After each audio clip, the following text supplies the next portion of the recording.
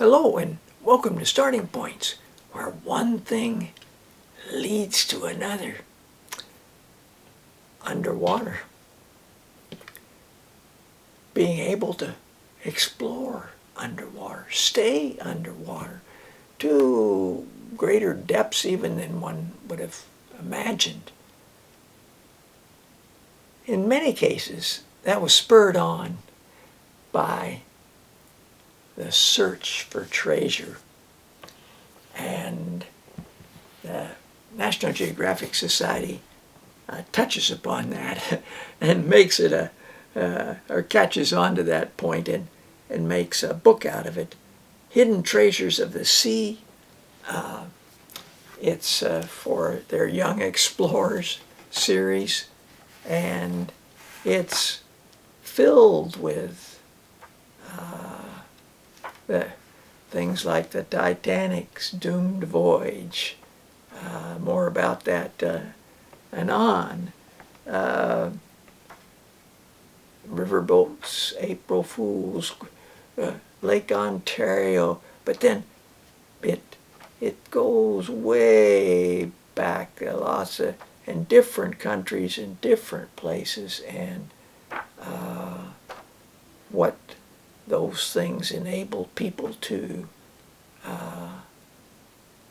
explore. So it's really quite a, even back to the time of the Romans. And it's comprehensive. It's you can follow up on individual things, but so it's a great introduction.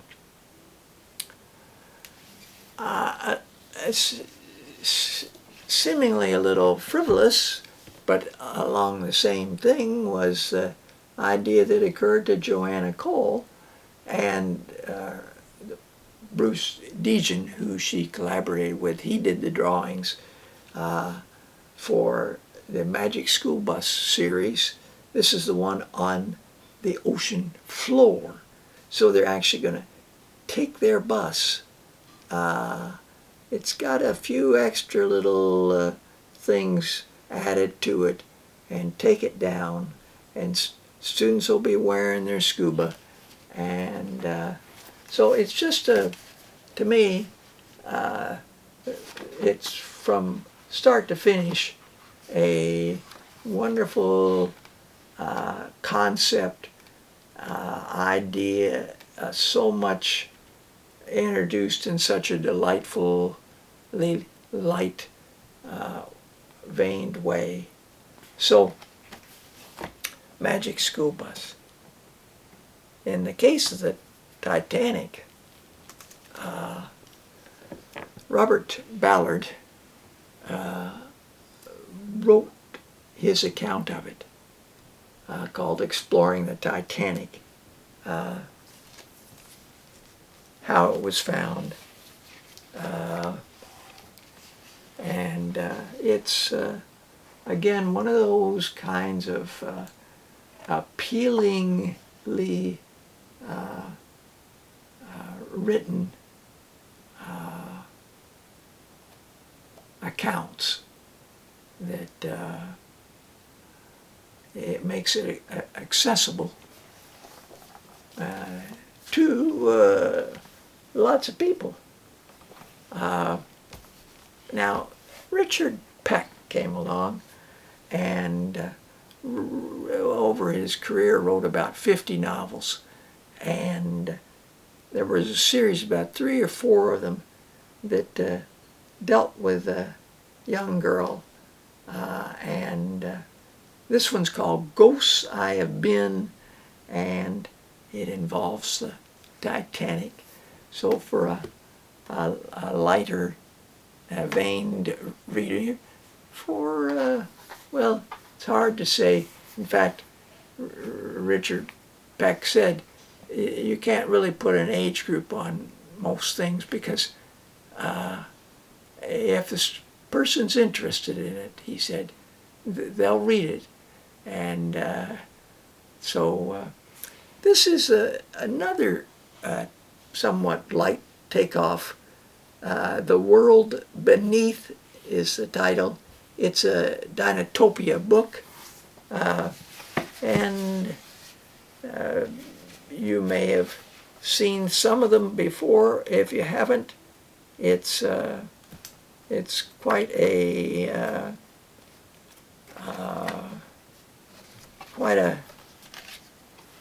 the seafloor near Dolphin Bay, and there's the town, city that they leave,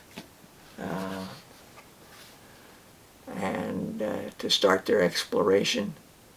And so Gurney's the man who did this. James Gurney, he did the paintings and the illustrations, and it's actually part of a series of a number of books.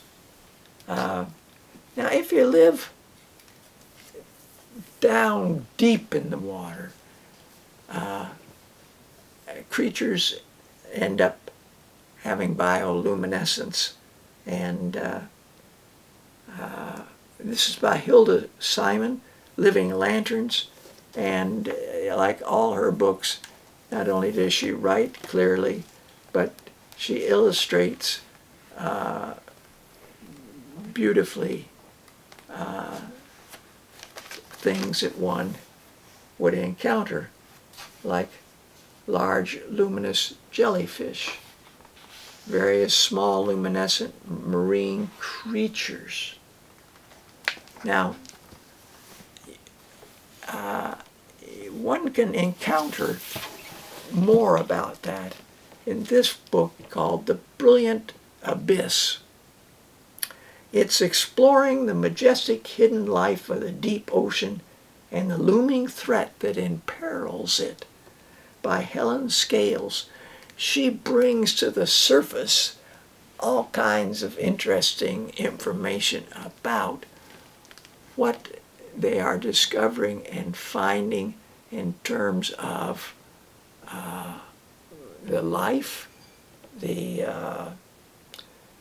There's a great chapter in here on the deep divers, the sperm whales that can dive so deep, and worms, and bones, and life they never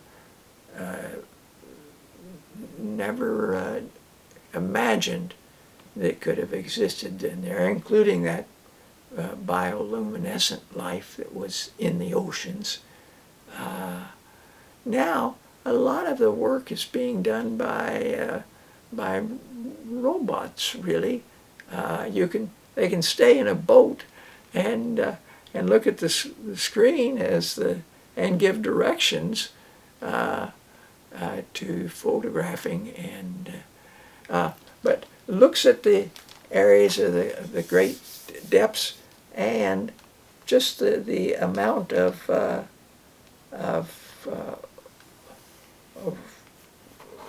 water that can be explored. I've found her really.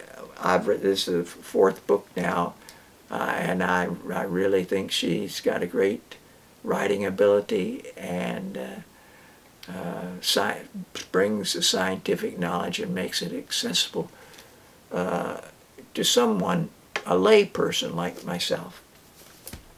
Well, thanks for joining me.